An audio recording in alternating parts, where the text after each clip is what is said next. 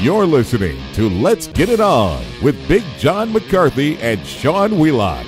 Big John McCarthy has witnessed the best that the UFC had to offer. That is it! Game, set, match! We have a new champion!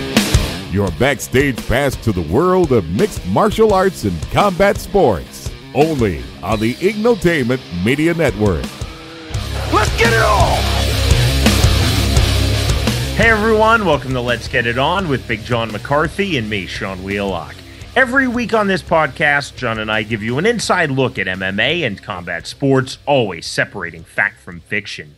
On this week's program, we'll discuss the still emerging plans of the new Japanese MMA promotion, Rizin Fighting Federation, which includes an 8-man heavyweight Grand Prix, 10-minute rounds, a category for fighters older than 45, and of course the return to mixed martial arts of Fedor Emelianenko. Big John and I will also examine reports that the Nevada State Athletic Commission is considering a reduction of their 5-year ban issued to Nick Diaz, possibly down to just 1 year. And we'll look at the decision by Spike TV to end their broadcast agreement with Glory and what this could mean for the future of the kickboxing promotion. Plus, as we do on every episode of Let's Get It On, John will answer your questions. Submit them via email, info@letsgetitonpodcast.com, and on Twitter by using the hashtag AskBJM. Remember that you can download and subscribe to our podcast on the iTunes Store. For Android, download the Stitcher app and subscribe. And you can go straight to our website, letsgetitonpodcast.com. Well, details continue to emerge about Rizin Fighting Federation, the new Japanese MMA promotion headed by former Pride FC president Nobuyuki Sakakibara, which is set to hold its first event in December. While plans are far from settled, it's now known that Rizin will hold an 8-man heavyweight Grand Prix, which will take place December 29th and December 31st, and that Fedor Emelianenko will likely not be involved in this tournament, but will fight on the New Year's Eve card. Other interesting revelations include the use of a 10-minute round for round number 1, the allowance of kicks and knees to the head of a grounded opponent, and a category for fighters older than 45. So, John, whatever Rizin does become, it's clear it's not going to be a UFC clone. No, it's going back to the Pride days, which you figured exactly with, Sakakibara being in charge of it. It was exactly what you should have expected. If you didn't, you're not thinking right. He's going to go back to what he knows. He's going to go back to what worked for him in Japan. And, you can't blame him for any of it. The real question is you have, the UFC is doing shows over in Japan. They're going by the unified rules. You have Rizin that's going to go by the old Pride rules. There is a difference. You have, ONE FC is doing things very similar to the old Pride rules in some context and then pulling in other rules associated with the unified rules in other contexts. So it's just that hybrid. I've done shows with, Pride rules. I've done shows with the unified rules, obviously. I've done them all. And, hey, you can't expect everybody around the world to do things the way, you're accustomed to here. It's going to be different and, more power to them. It's going to be interesting. It's a 3-day basic, show is really because he's going to be doing a show on the 29th. There's a whole grappling and, pro wrestling thing on the 30th and then back to another show on the 31st. It's going to be an interesting event. Let's talk about how it works in Japan because there is no equivalent of the ABC. There's no government oversight. Really and truly, it's like what Art Davie had. You were there at UFC 1, November 12th, 1993, when you rolled into Denver, Colorado. You get to be judge and jury. And the UFC goes in, and as a promotion, they can set their rules. So they're using the unified rules of the ABC. With Sakakibara coming in with Rizin, he can literally do whatever he wants. So if he wants a 500-pound fighter against a 125-pound fighter, cool, no problem. Soccer kicks to the head, cool, no problem. 10-minute rounds, cool, no problem.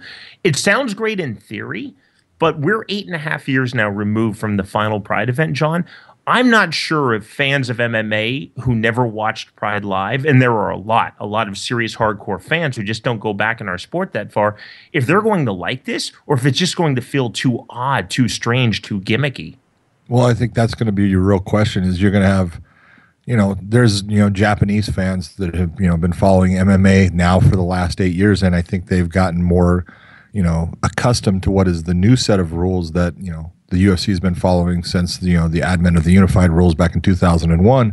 they're more used to that. And so you bring back the old. The question is that going to is it going to do Rizin well? Is it going to actually, make them stand out and be something that the Japanese public grabs onto? Or is it at this point in time, that's just too different compared to what they're used to, and they're not going to like it, and they're actually going to complain about the difference of what they look at as MMA now compared to what it was, 8 years ago?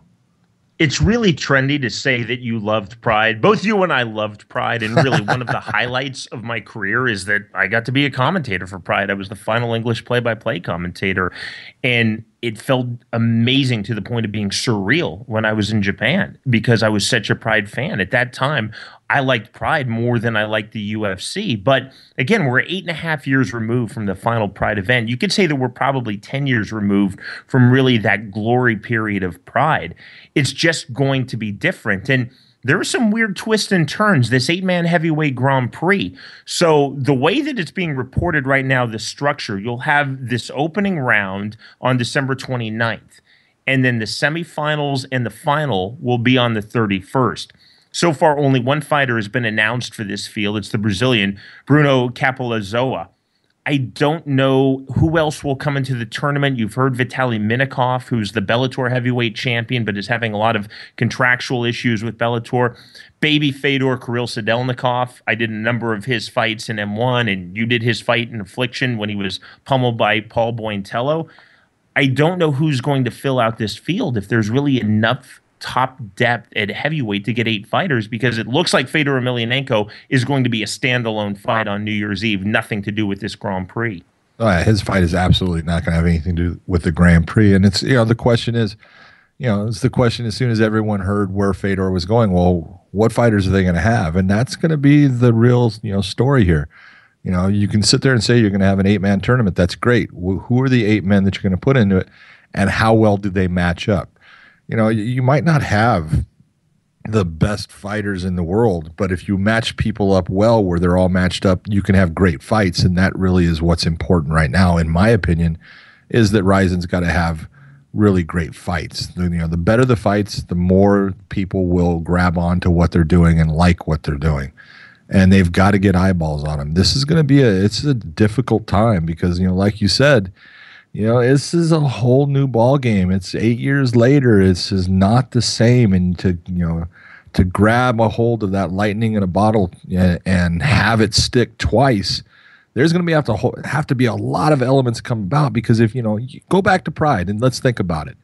Pride was based upon the belief, as silly as this sounds, but this is the truth.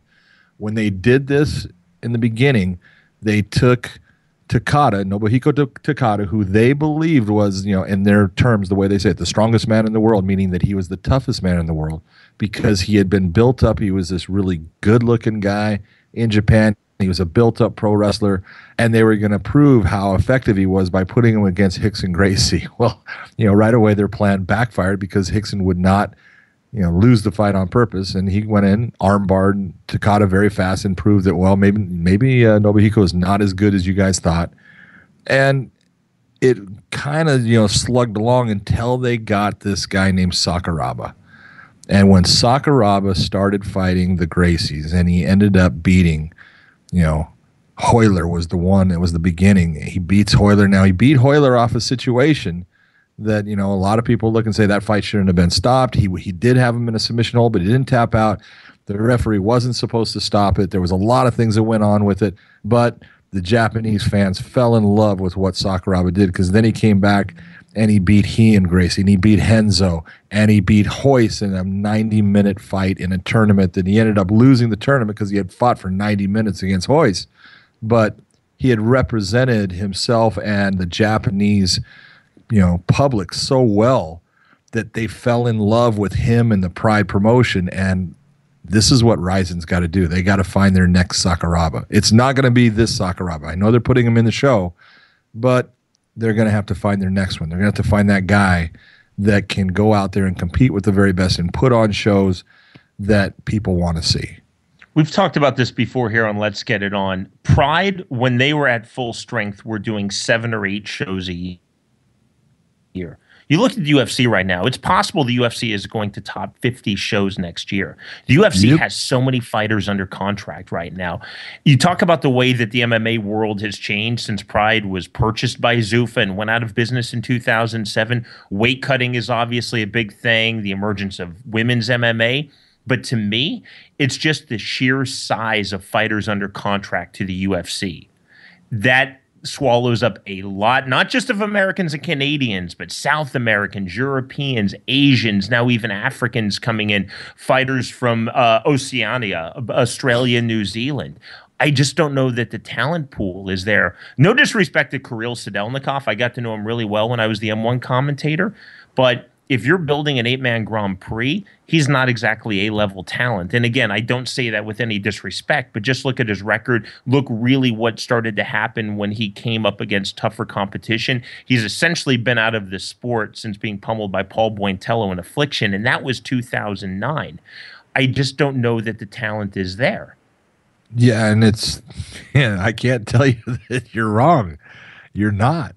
And I look at it, and the best thing about Sadelnikov is he did take time off. He's been off for a long time, and it all depends on what he's been doing during that time. That determines if this is a good thing, him coming back or not. But he was put out there as the baby Fedor. He was the next one because he trained with Fedor, and he was the next guy coming up, and this was their next guy that was going to be something special. And sometimes it's hard to live up to those labels. And I don't put anything against him. He's a tough kid, and his fights he never ever got walked through as far as he was always competitive. It just he got beat, and he got beat bad by Paul Bointello because he couldn't stop a jab, and he couldn't get Paul down, and so those things happen. But the hard part for Rizin is going to be they have got to find stars. People follow stars. That's what they want to see. They want to see, let's put it out there. They want to see the Ronda Rousey. They want to see the Conor McGregor. They want to see that bold person that's going to predict what they're going to do and how they're going to do it and stand up and say things. And, the Japanese crowd is no different. They like certain things, to occur. They like someone that goes out and fights hard. They're way more respectful if someone goes out and fights hard and loses. And they don't care about that as long as you show that warrior spirit. That's what they're looking for. But they've got to find their next Sakuraba. If they don't find their next Sakuraba, they're going to have problems. John, I think an insight promotionally into the direction that Rizin FC wants to go under Nobuyuki Sakakibara is the signing of the Estonian Kaito Huvelson. 6'6", 425 pounds. He's a retired sumo wrestler, had a lot of success in sumo in Japan, has never fought MMA.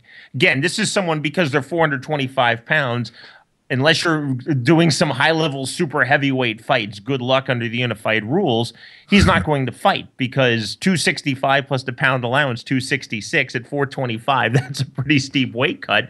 But again, there's no cap on the heavyweights. You can fight at any weight, really, as long as promotionally you agree to it as a fighter. So Huvelson coming in, it's been announced that he's signed for Rizin. I don't know if he'll be in the 8-man tournament. But again, this is somebody that fans are either going to say, wow, that's awesome, a sumo wrestler coming in, or people are going to roll their eyes saying, this is freak show stuff. This is stuff that we saw in the 90s, and our sport has moved way past it. Yeah, and that's the real question because, that was the beginning. I just watched an interview that Rorion Gracie did, and, they said, what's the difference between, when you started the UFC and now, and, do you watch? And he says, I don't watch it all. And that's fine. It's okay that he doesn't watch. He goes, but the difference is, when I put it together, it was style versus style, and he was right. That's what he was doing. He was, building an infomercial for Gracie Jiu-Jitsu. He wanted people to see styles. He wanted it to understand that, this is a kickboxer, this is a savate stylist, this is a shoot fighter, this is Gracie Jiu-Jitsu, and that's what it was built on. And he, basically says today it's about athletes, and he's right. People want to see good athletes. They want to see people that are good at everything that is part of MMA. They don't want to see someone go out there, or when they do see someone go out there that is fundamentally one-dimensional, be it they're a good stand-up fighter, but they go to the ground and they do everything wrong and just get submitted. They go, oh, he knew nothing. Or fundamentally, they're just terrible in the stand-up. They have no stand-up, and they're just diving to get the fight to the ground. people aren't into that anymore. They're into well-rounded athletes, and they're going to have to, figure out who are the people out there, because there's a ton of fighters that are out there that can fight. They just need the opportunity to be put in the showcase to show what they can do. But you've got to find it. It's no different than we'll say DraftKings. You're looking for that special person in your fantasy draft that's going to get you over that day. They're out there, but you got to figure out who they are. It's not John, easy. And I want to put it out there. I am rooting for Rizin FF. I really am. Again, I worked for Pride, and it's not just Nobuyuki Sakakibara, but it's my friend Jerry Millen, who I owe a big portion of my MMA career to. Jerry was running the LA office for Pride. He's an American guy from Detroit.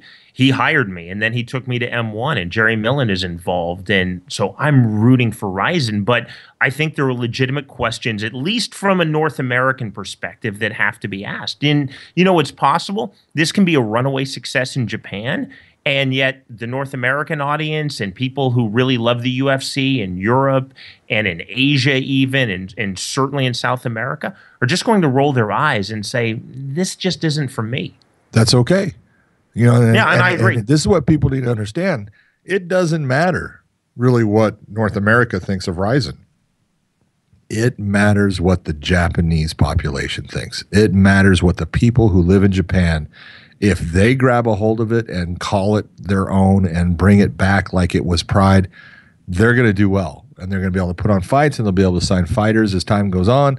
And, the playing field as far as, those fighters and where they're going to go is going to be between more, locations. There's going to be a lot of, people that want to fight in Japan. They've always wanted to fight in Japan. So they'll sign because they want to fight in Japan. That's great, whatever. It's good in a lot of ways to have more promotions. It's bad in some ways to have more promotions because, you as the fan, if you want to see the best versus the best, it's hard unless they're in the same promotion. And that's what the UFC has always been trying to, push, hey, we have the very best fighters. Well, they do have great fighters. They've got some of the very best fighters out there, but there are other fighters in every promotion out there that you can pick out and say, that guy right there could go into any fight with a UFC fighter. And I'm not saying he's going to win it, but he has the chance of winning it. He can be competitive with their very best. And those guys are out there, and this is what Rizin has got to do, is get those guys to start coming their way. Schedule-wise, John, I find this really interesting. Actually, I find this curious. I'm not sure of the strategy. So it's been announced the two first Rizin MMA shows, December 29th and then the 31st. On the 30th, it appears it's going to be a fan fest mixed with a pro wrestling card. And it flows seamlessly. You couldn't get away with that in the U.S. I'm going to love Canada. That pro wrestling part, man. I'm sorry? I'm going to love that pro wrestling. Oh, and I am too. And there is people I think have to understand that Japanese MMA, the roots come right out of Japanese strong style pro wrestling.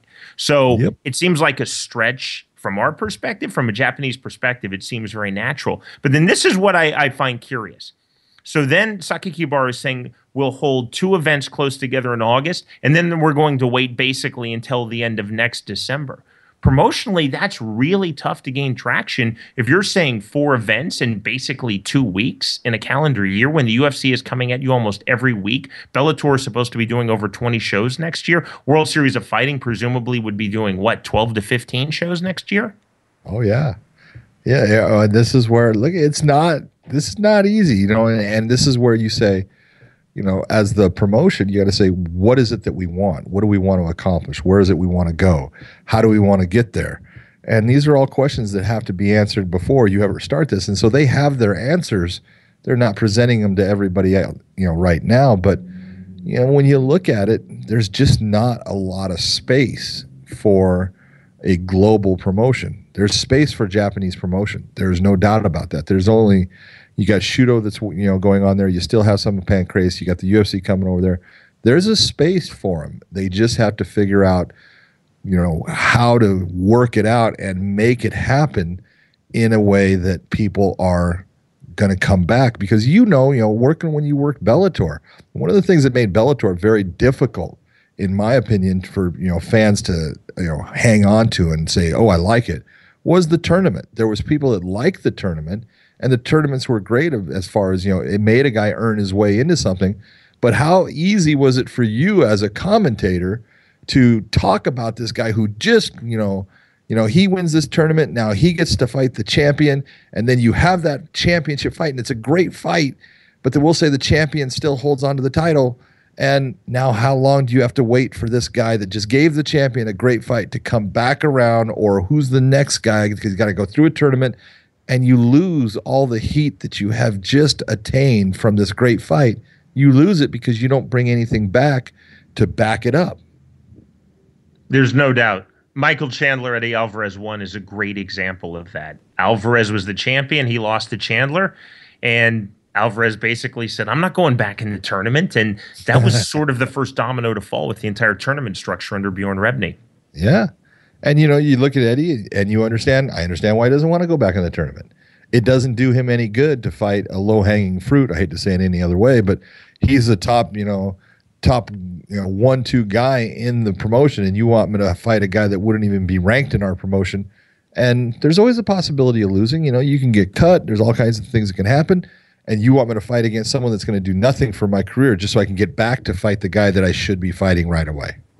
So of all the revelations that have come out of Rizin, and we've talked about replicating Pride, so kicks and knees to the head of a grounded opponent, stomps to the head of a grounded opponent, first round going 10 minutes, then you'll have a 2-minute rest period, 5-minute round 2, 2-minute rest period, 5-minute round 3.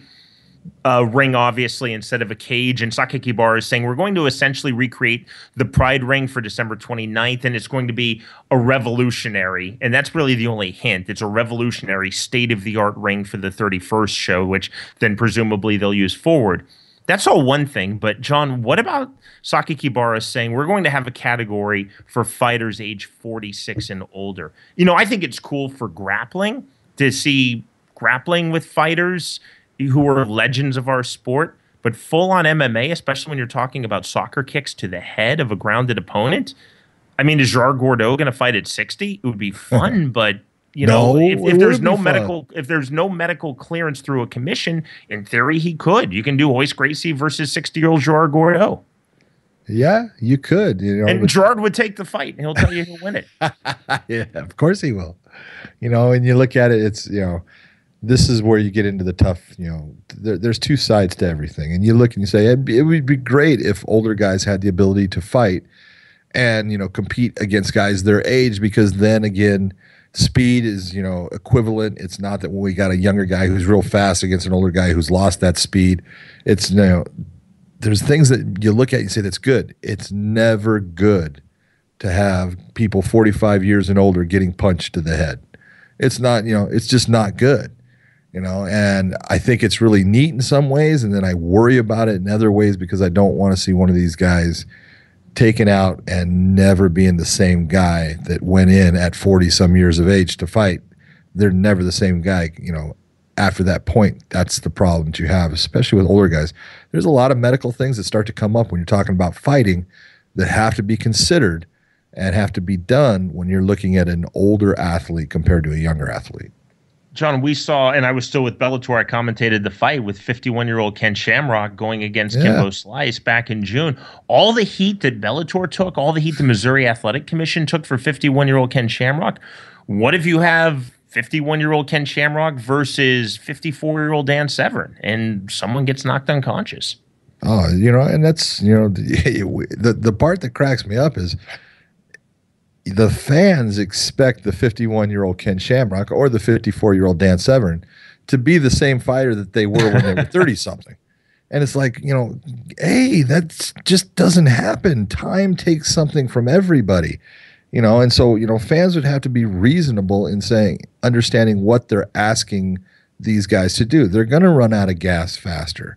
It's going to be different, because they can't train at the same intensity that they had before. They're going to have to train much smarter, but in training smarter, hopefully they're not being injured, but they're not going to be able to get in that same condition wise because they just can't push their bodies the same way. There's so many elements that come into this that the average person doesn't even look into, that, hey, if they're going to do this, old timer, it's kind of like doing old timer baseball. Don't expect the guy to throw it across the plate in the same manner he did before.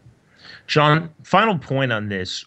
From, again, a North American, a US Canadian perspective. Take the typical 25-year-old hardcore MMA fan who says, I'm a big fan of Pride, but got into our sport after Pride was gone. Maybe they've watched Pride on television or they've seen it on UFC Fight Pass, but they weren't a fan of Pride when Pride actually existed.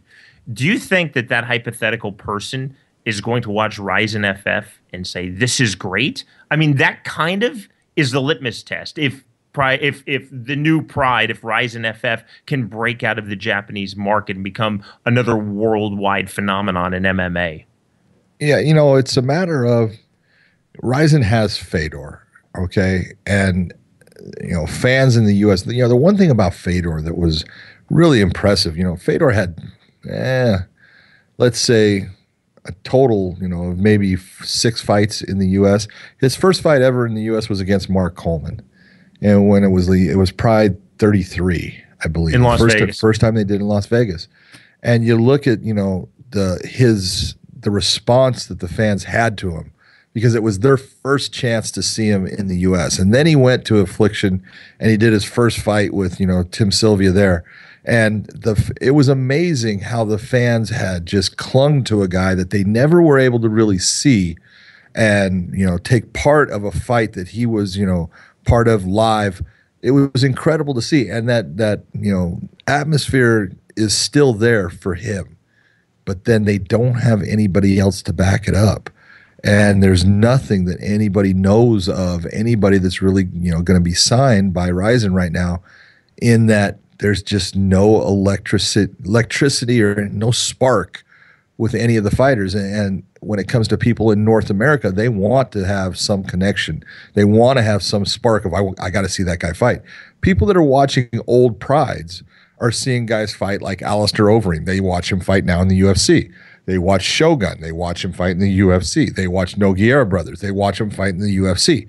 So these are people that they're crossing over. They recognize them in both, and they feel comfortable with. But they're not going to feel comfortable with anybody in this new promotion right now. So the promotion has got to find somebody that is that spark, has that gift, that thing that people can latch onto to say, I want to watch that guy fight again. That's a phenomenal point. Every week on this podcast, John and I answer your questions. So ask away via email, info@letsgetitonpodcast.com, and on Twitter by using the hashtag AskBJM. And of course, please include a pronunciation guide for your name. First up, Sean Denny from Dublin in the Republic of Ireland. He asked, John, what is your opinion on people doing flips before the fight? It seems an unnecessary risk to take. I think Sean is smart. I do too. He's right. Yeah, it is. It's not only before the fights; it's after the fights. And we have had fighters injured off of landing in a bad way off of a flip or a jump or just to jump off the cage, and their knee gets torqued, and all of a sudden now they're out of action because they had to jump off of a stupid cage. It's not a smart thing. We just had in Bellator, they just had our camera woman was knocked over. She filmed the entire thing as the guy did a backflip, not seeing her. Darion Caldwell after he beat exactly. And he ends up doing a backflip on top of our camera person, and she ends up hurts her shoulder. She's still out. It's just like, what? It's great that you want to celebrate, and it's great that you can show that, hey, I can do a backflip. But all of this stuff, I've seen guys, it looks like it's almost a gymnastics competition instead of a fight, as they're both doing back flips or forward flips, trying to show, look what I can do too. It's just not needed. I just don't want to see anyone hurt off of it. Next up, Tim Crisco, who happily included a pronunciation guide for his last name. Thank you very much, Tim. He asks, Big John, I really appreciate your insight into the weight cutting issues from recent shows. Do you think your comments are at odds with other comments that you've made in the past about Cyborg needing to make 135 pounds for the fight with Ronda Rousey to happen? No, not at all, because you're not figuring out what I'm saying. Here's the difference. Weight cutting is not dieting, okay? When we talk about a weight cut, we're talking about someone dehydrating their body to the point that we have an excessive loss of fluids from the human body that becomes a unhealthy state for that person. It starts to cause kidney stones. We can have kidney, loss of kidney function. We can have kidney failure. We can have things that happen with the liver. We can have an increase of heart rate. We can have all kinds of really bad things happen based upon weight cutting and loss of fluids. What I'm saying about Chris Cyborg is completely different, because what I'm saying is I want to see Chris Cyborg take time and nutritionally and through exercise cut her body frame down the same that as I can do, the same as anybody out there can do over a given amount of time. I can lose weight to get myself down to a point where I can fight in this weight class. So what I want out of Chris Cyborg is not, I don't want to see Chris be her normal self and try to do this giant weight cut to get down to a 135 to fight Ronda Rousey. I think that's stupid. I think it's unhealthy, and I don't want to see her do it. I want to see her start to change her diet, start to change her workout, system as far as how she's lifting, what she's doing, the exercises and everything, and start cutting her body size down in a very healthy fashion. She's going to lose muscle. I'm telling you right now, she's going to get smaller, but that's how I want to see her get down to this 135-pound weight class to fight Ronda Rousey, instead of doing the weight cut like everyone is getting used to doing, of just trying to dehydrate and pull all the fluids out of her body.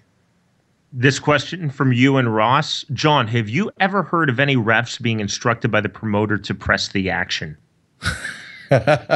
Yes, I have.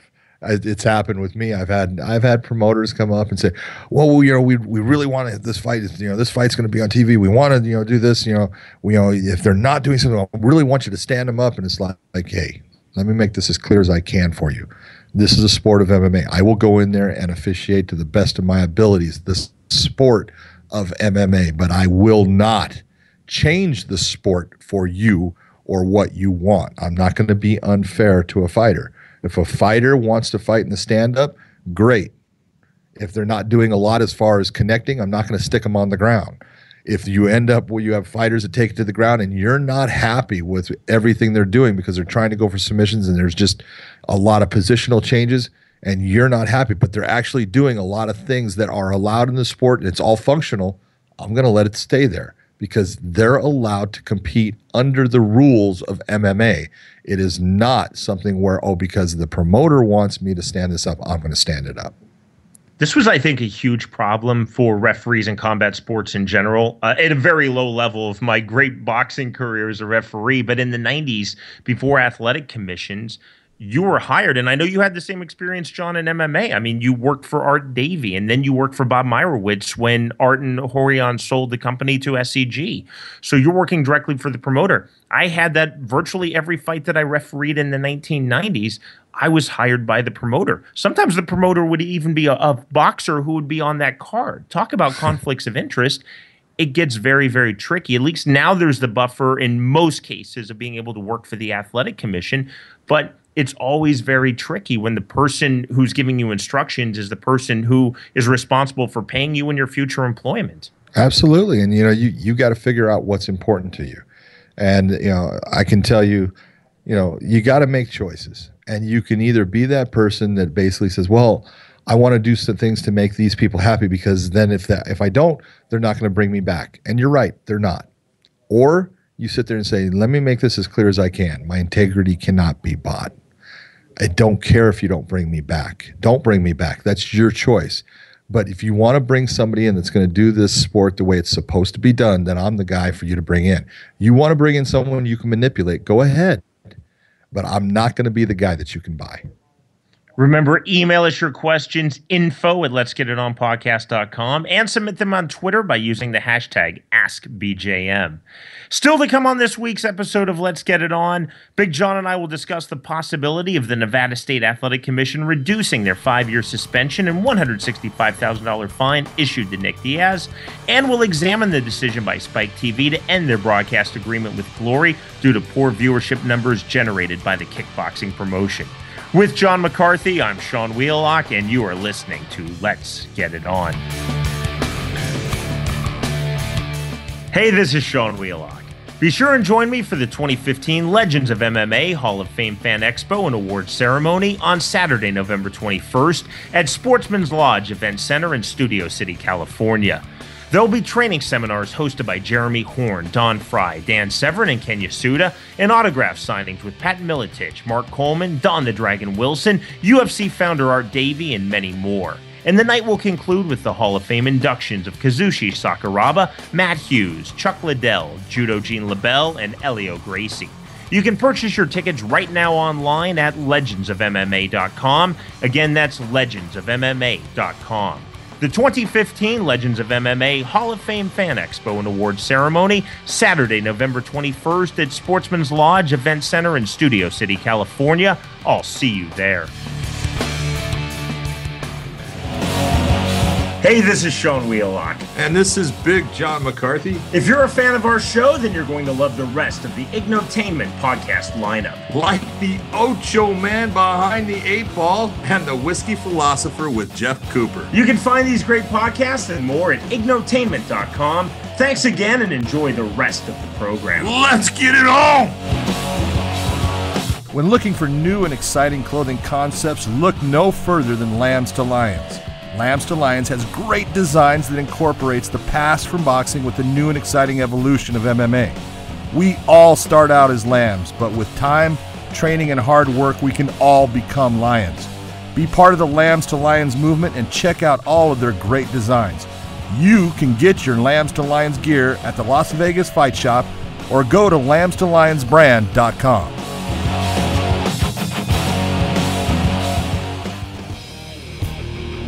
Now, back to Let's Get It On with your hosts, Big John McCarthy and Sean Wheelock.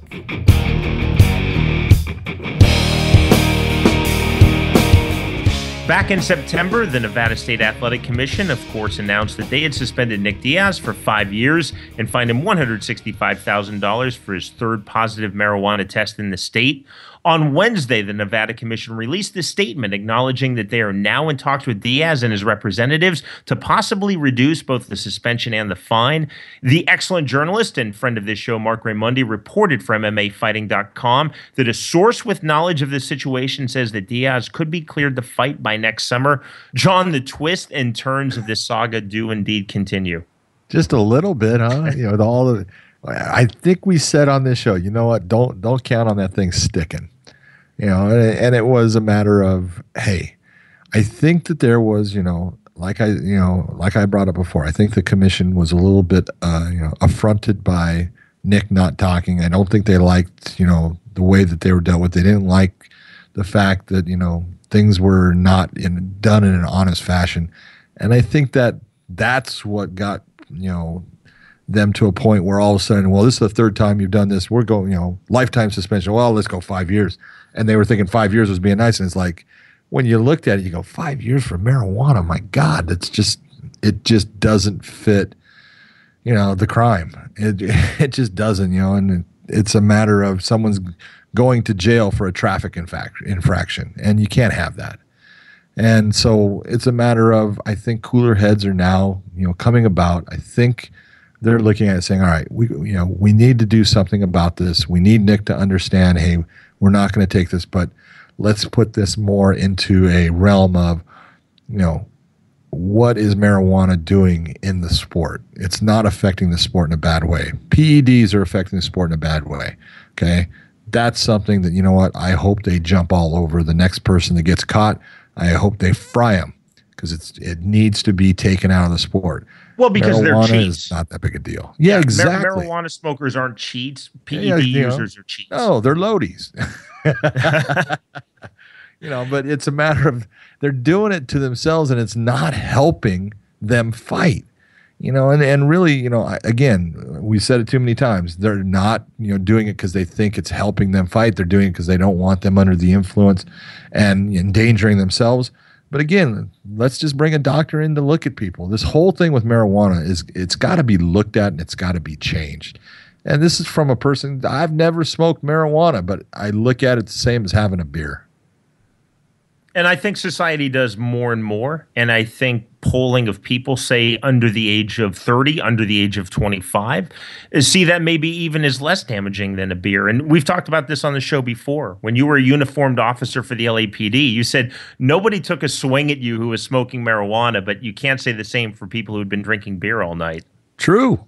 And it's like, yeah, it's a matter of, I'm not saying that, if you ingest too much marijuana, it's good for you. I don't think it is. I don't think the ingesting of anything in a giant quantity is good. Obviously, the drinking of beer isn't a good thing. If you take too much sugar, that's not a good thing either. But I think anything within reason, and there's certain people that I honestly think that marijuana is good for. I think it's good for Nick Diaz. I'm being honest. I think he's probably just a better person when he's under a little bit of, the calming effects of being under, some marijuana. It helps him in just, being a calm person. And so everybody is, different, and we need to be smart about handing out punishments. Hey, there's certain things, hand out punishments. I was with the Athletic Commission today, Nevada State Athletic Commission, okay, and they handed out punishments for, a thing that I was on with, Kyle Magalhaes, who was, for spitting, unsportsmanlike conduct. Now, I'm not mad that he ended up spitting on me, okay? That's not it. I'm mad that he did that in our sport where it makes our sport look bad. Your job as a fighter is to represent this sport in the best way possible so people understand that this is not about thugs beating up on each other. This is two gentlemen who are athletes, who are good at what they do, who go in to compete to show everyone who's better. And at the end, they shake hands, and you know what? There's, sportsmanship shown. That's what should be done. And so when it wasn't done, it should be, looked at. And the commission looks at something as, little as that really, but that's unsportsmanlike. He needs to learn because everyone else needs to learn off of what he did too. And that's the kind of thing, athletic commission should be handing out penalties for. But that penalty in itself has to be regulated to how egregious was the offense. And when you get back to everything, 5 years, although it is the third time in the state of Nevada, 5 years for the use of marijuana is just never going to be that much. I'm all for, hey, monetarily, go after him. When it comes to suspension, anything, in my opinion, over a year is just going too far.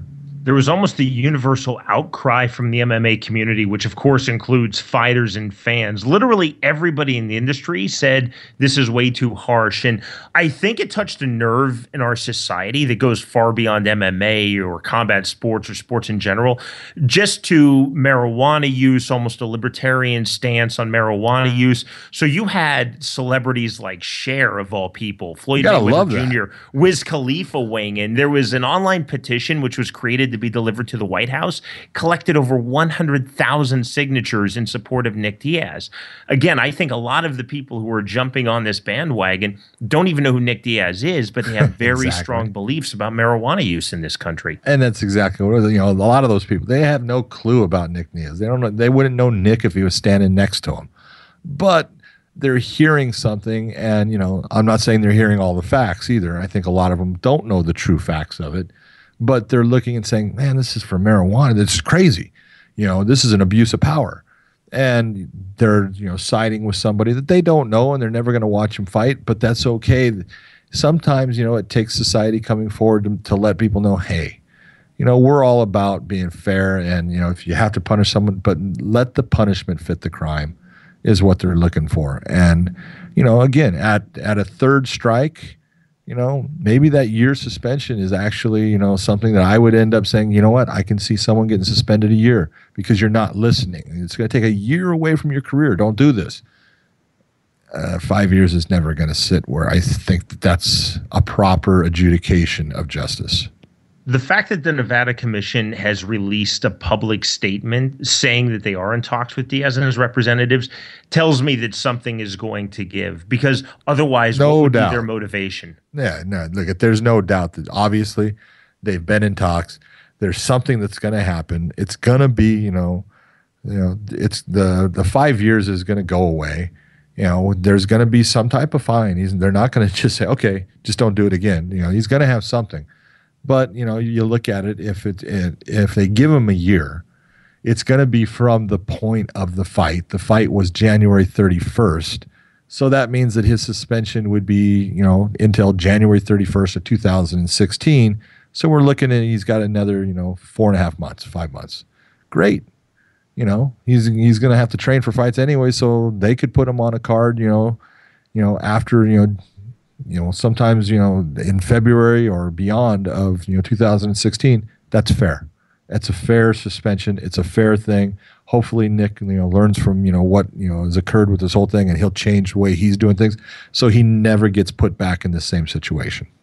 Whether people like it or not, the reality is that sports reflect society and society reflects sports. And the reason I bring that up, John, is Nevada now has a referendum. The citizens of the state get a chance to vote to legalize marijuana for recreational use. That puts the Nevada State Athletic Commission, which is a direct arm of the Nevada State government, it puts them in a weird, precarious position. So what if Nevada says, all right, you can now legally smoke marijuana for recreational use? I'm sure there's an age restriction on it, but does the Nevada State Athletic Commission then still test fighters? They could test for alcohol, and alcohol's legal, but it starts to get into a weird gray area legally, I think, and even ethically. I don't know if it get, ethically, maybe some people will look at it, but legally it doesn't get into any gray area at all. Because look at what you're allowed to do by state law as a citizen is one thing. What you're allowed to do when you sign to get a license from that state to be a combative sports athlete is completely different. You could have a doctor saying this person needs to be prescribed this medicine. And you can go to the athletic commission, whatever athletic commission it is, and say, hey, I take this. And that athletic commission can go back and say, I'm telling you right now that you cannot take that and compete in our state. That is an illegal substance. We're not going to allow it. So then you as the athlete have the choice of saying, I'm going to give up on taking this medication, or I'm not going to fight in that state.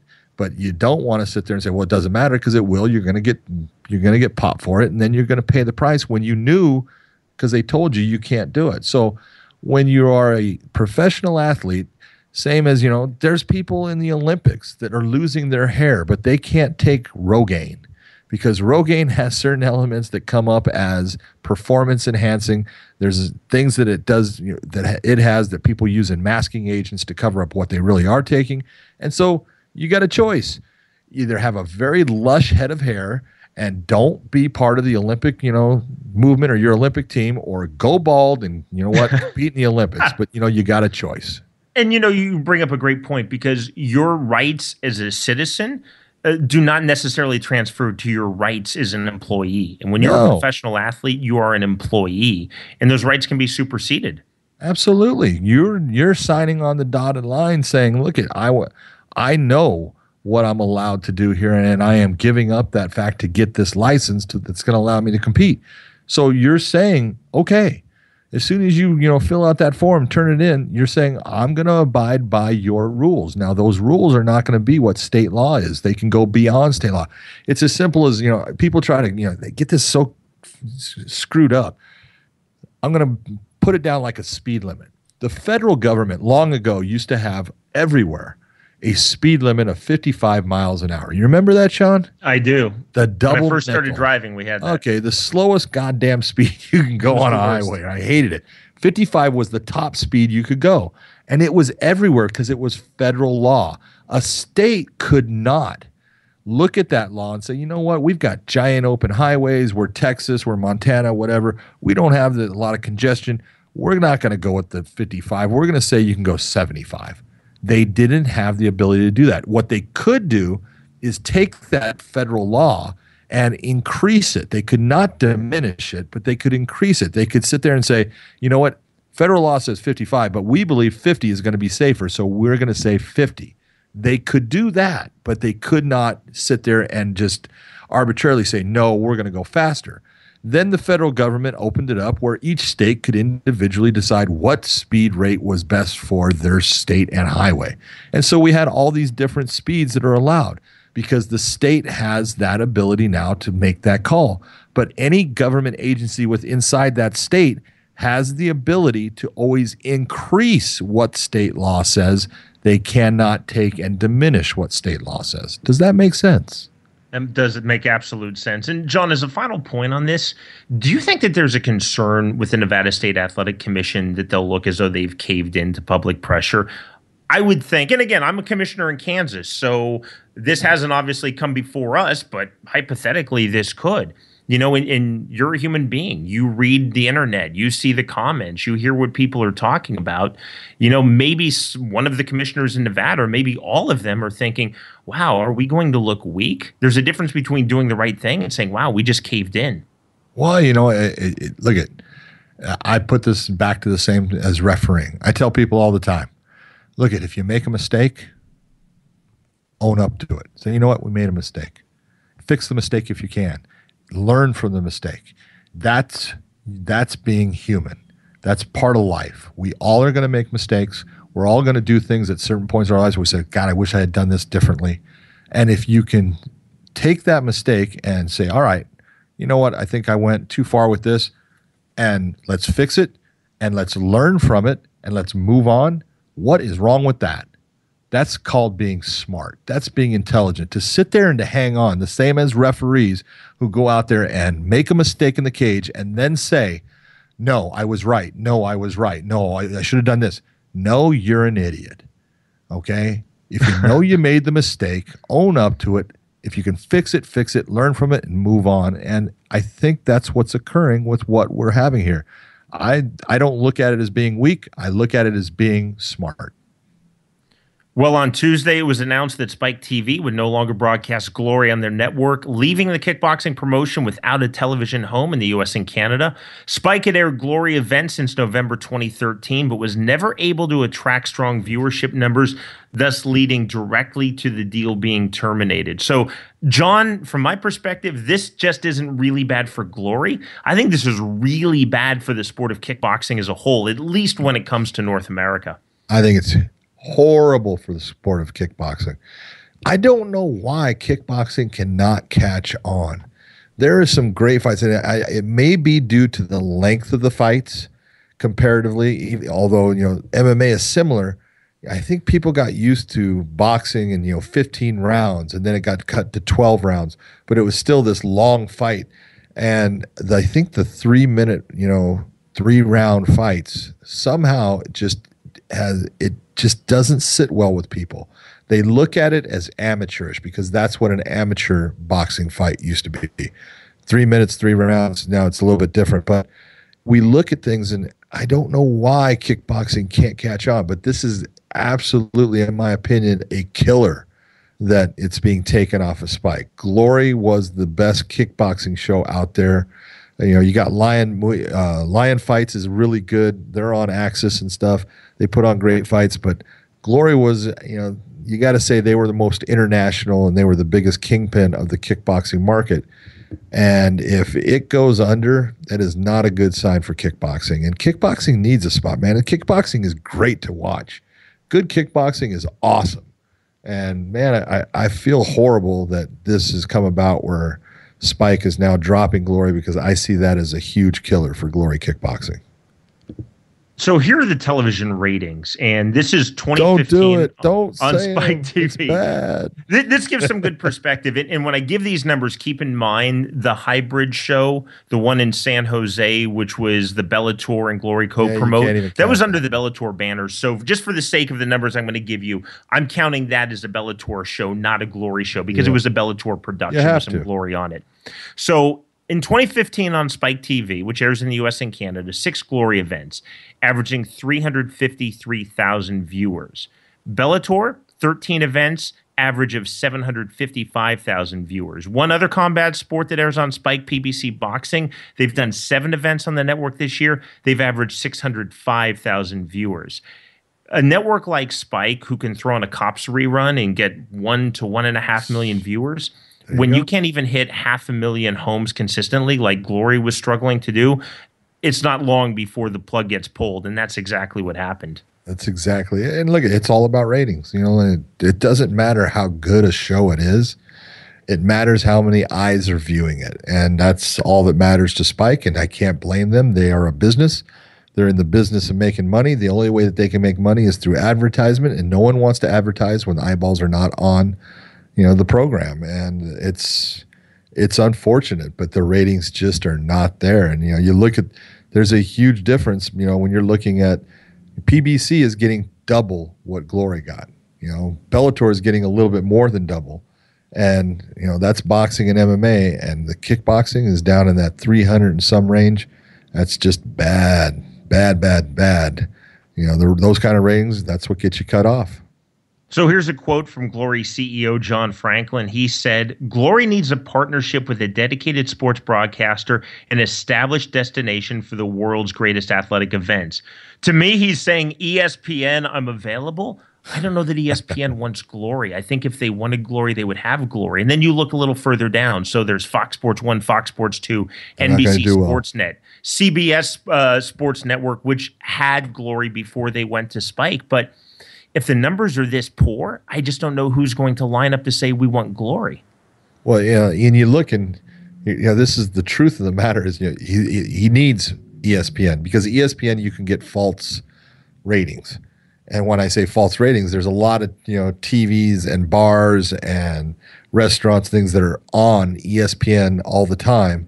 And so the ratings comes in because it's on that channel, and they get, even though it's not someone that's wanting to watch it, it's up there, and so it gets a rating. And it's not going to get that through Fox, Fox Sports 1. It wasn't getting it through Spike. And they need an ESPN, because it's the only way that I see it's surviving, is if they get ESPN to start covering Glory, and I don't think that's going to happen. We have a tendency to look at kickboxing, and I mean, fair enough. You're from California, I'm from Kansas. We look at it from a North American perspective. There are a lot of countries in Europe, they don't care about boxing. They certainly don't care about MMA. What they love is kickboxing. Yep. And I just wonder if kickboxing is maybe destined to always be that sport that's just not popular in this country. I was a soccer commentator for a long time, and we heard soccer is never going to break through. Soccer has definitely broken through in the U.S. It's not the NFL or Major League Baseball. It's broken through. But look, netball's not going to break through. Cricket's not going to break through. Team handball. Maybe kickboxing, it's just not in alignment with the sensibilities we have from a U.S.-Canadian perspective. I don't think it is. I think that's really the problem. And there's been all kinds of little iterations of changes of things that have occurred. They used to, American kickboxing was above the waist, and they would wear these long, almost like sweatpants. The kicking pants that they had that went down to the foot, and because they would only kick above the waist, and that clearly people didn't like the look of it. And they had the pads on the feet. My dad used to take me to those shows in Memorial Hall in Kansas City, Kansas. And it looked gimmicky. And I was a boxing pro wrestling kid, and we would go, and it just looked weird to me as a little kid. Even, you go back to, Chuck Norris and World Combat League, the WCL, and what he started. And it was really cool fighting. And he invited me one time, and I went to one of the shows, and I'm sitting there with him, and we're talking, and he goes, "John, what do you think?" And the first thing I'm looking at is I got this guy with this, basic kickboxing pad on his foot. And I go, "Chuck, why are you having him put pads on the feet?" And he goes, "Well, we want to help protect our fighters a little bit." I go, "Look you're in a time and a world where people are seeing people get kicked with bare feet all the time. MMA doesn't have pads like that. So all you're doing is making your, sport, your promotion, in a lot of these kids' minds look soft. That's not real. That's not tough. They want to see what they're seeing in MMA, and eventually they took those pads off of their feet. But I'm like, you got to look at, today and what's going on, and get with what's today and what people are grabbing a hold of. And it's a matter of, with kickboxing, I don't know why, but throughout the generations here and decades, it has just never truly caught on in North America. You go to Europe, you go into, Holland and stuff, it's huge. But man, it just doesn't catch on here the way that I've always wanted it to, and the way that I think it should. But I'm one viewer. I'm nothing. I'm not doing it any good. Well, to your point, and not that Glory CEO John Franklin is asking for my advice. I've met him once. I don't even think he knows who I am. But I'll throw this out. What if Glory, and I was thinking about this long before Spike made the announcement that they were canceling their broadcast deal. What if Glory actually used full-on Muay Thai rules? Because most people who are going to watch a show like Glory on Spike are people who are watching Bellator on Spike. They're watching the UFC. They might even be watching World Series of Fighting. So they're MMA fans. So they're used to seeing the Thai plum being held, and they're used to seeing elbows thrown into clinch. Full-on Muay Thai rules. When you actually watch Muay Thai, and if you find it on like Daily Motion or YouTube, it's awesome. It's amazing. I don't know why Glory wants to use these restrictive rules. So it just seems less than to me. That's the problem. It's exactly what I was talking about. Anytime you have something where people can look at MMA and they see guys in a clinch and they see him kneeing to the body, they see elbows, they see all those things. And there are some people that don't really like the ground in MMA. Hello, let me introduce you to Muay Thai kickboxing. Okay, perfect. Why are we going to sit there and say no? In Glory, we have, the rule. I've done enough Glory matches as a referee. The clinch is illegal. That is a foul, actually. And if you continually clinch as a referee, I'm supposed to take points off your scorecard. But if you clinch and you go to throw a knee, I can let it go for that moment as long as it's a damaging knee. And if it continues to be damaging, I can let it go up to 5 seconds, but then I do have to break it. But it has to be damaging. And if the first one's not damaging, I have to break it right then. And you look and you go, let these guys fight. Let them go. And now they're looking at it saying that that's going to create action, and I understand why they look at it that way, and it's fine. But the more that you can mimic what is being popularized in other sports right now that people are grabbing a hold of, and you sit there and use that to show how special your athletes are and make everyone realize how tough this sport is. Because look, I'm telling you right now, as tough as MMA is, there is no sport that is more brutal than Muay Thai. Fully agreed. There is nothing that is harder on your body overall than Muay Thai. It is the worst. It's horrible for the fighters. I'm telling you right now, and so I'm not being good as far as saying this is good for fighters. No, it's bad because it's hard on you. But man, no one can sit there and say anything about a Muay Thai fighter and being soft. Every week here on Let's Get It On, we bring you our poll question. You can cast your vote on our website, letsgetitonpodcast.com. Last week we asked, do you feel that Gennady Golovkin will become the biggest worldwide star in professional boxing? 83% of you voted yes. So Here we go with this week's. Yeah, how about that? I was one of them. I voted yes on that. Right. So this week's poll question, do you feel that Glory will still be in business as a global kickboxing promotion in 12 months? Vote yes or no on our website, letsgetitonpodcast.com. So the next Glory show, which is set for Milan, it's already been announced that it's going to be internet only in the U.S. and Canada. Glory has worldwide TV deals, and it's not necessarily that Spike is the ruination. Even though they have an American CEO in John Franklin, this is really seen as a European organization, and they attract fighters from all over. So Glory, in theory, could be healthy just with their European audience and their Asian audience and a little bit of heat in Brazil that they get. But I think clearly to do what they set out to do, they have to have the U.S. and Canada, John. Yeah. Unfortunately, they do. It's a matter of just economics. They have to have certain things, and they're going to have to change something. I don't know what it is. All I can say is I love Glory Kickboxing. I love watching the shows. I think the fighters are amazing, and I don't want to see it go away. And I'm not sure that it's going to go away, but there's going to have to be a restructuring, and there's going to have to be things done differently to get people to catch on and hold on to it as this is something I have to see the next time.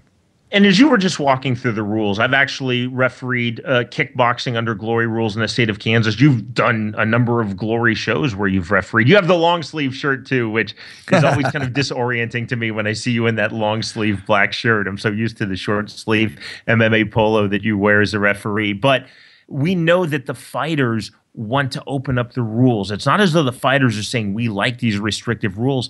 The fighters find it really confusing, actually, especially when I've talked to MMA fighters who fought under the Glory banner. They can't figure out what they're supposed to do and not supposed to do.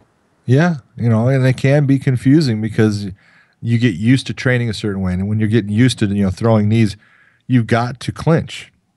To sit there and say, I'm going to throw knees and just do, flying knees, that's going to leave you open a lot. That's not the safe way that we, look at throwing knees. And we want to off-balance people. We want to use body weight. We want to do all these different types of switch knees to get a guy moving a certain way and then hit him with a knee in a different section. All these things are great techniques that we train for and we can utilize, but under Glory rules, I really can't do them because, the rules are saying that we don't want any clinching at all. And so that all that work goes to the side. So now I got to start doing things in a different way.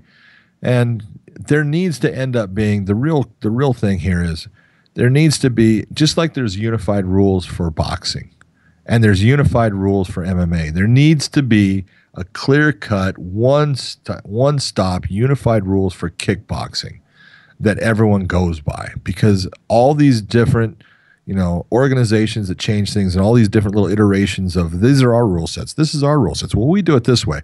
It needs to stop. It's killing the sport, and you can see that, people aren't watching because they don't get it.